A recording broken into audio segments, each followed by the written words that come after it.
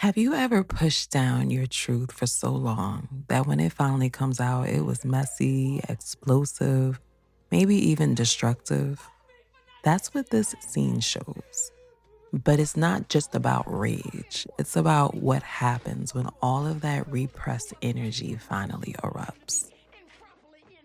The real question is, how do we transform that force into power, into something that builds us instead of burns us? This scene from Waiting to Exhale is unforgettable. Years of silence, betrayal, and pain finally erupted, and it came through her throat, her body, her fire. That's the thing about repressed emotions. They don't just sit quietly inside of us, they press upward, like trying to hold a beach ball underwater.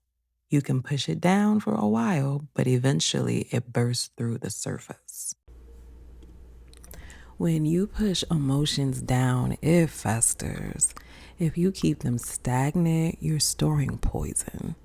Physically, stuck energy becomes tension, digestive issues, fatigue, even disease. Emotionally, it calcifies into bitterness, shame, or self abandonment.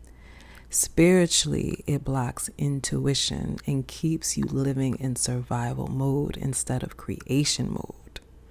This is why moving energy matters, not just for the release of it, but for survival. Bernadine's burn point came when silence was no longer possible. Her throat had finally released, her body had finally moved, and her rage had ignited. That ignition, it isn't shameful. Rage is sacred fuel. It is the body's way of saying, I have had enough. But there's a turning point here. To alchemize is to redirect the force into something chosen, sovereign, and constructive. Fire can destroy, yes, but when it is channeled, fire forges steel, it cooks food, and it lights a torch. Rage doesn't have to burn down a car. It can build a new life. Here's how to turn rage into power. Decide what this energy will fuel, such as I will choose this rage to fuel my art, my business, my boundaries. Embodiment. Instead of letting it leak destructively, anchor it into action that expands your sovereignty. Create, build, cut ties, speak truth. Reframe. Stop seeing rage as a loss of control. See it as a flare that shows you exactly where you've been silenced or diminished.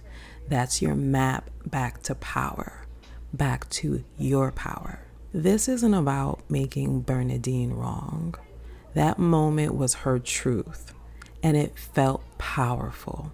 But imagine if that same fire that had torched that car had gone into launching her catering business sooner. The energy was already there. We've all had moments where we've exploded and later thought, what else could I have done with that fire? Or how else could I have handled that? This isn't blame, it's a reminder that the same fire that burns down can also build up. This is not about extreme cases where you are not safe, where there truly aren't options. That's a completely different reality and one that I deeply respect. Here, I'm talking about when you do have the opportunity to redirect your energy when you can choose yourself.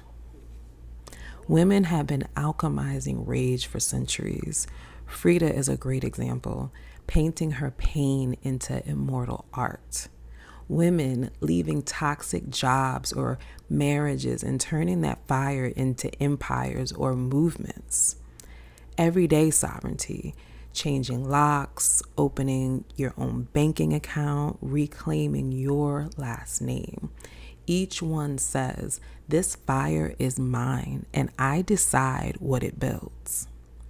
Rage is not a weakness. Rage is not shame. Rage is a map pointing to where you've been silenced and showing you what you care about most. Unleash Her is about burning silence, not cars. It's about taking the most volatile, ancient energy in your body and saying, this fire is mine, and I get to decide what it builds.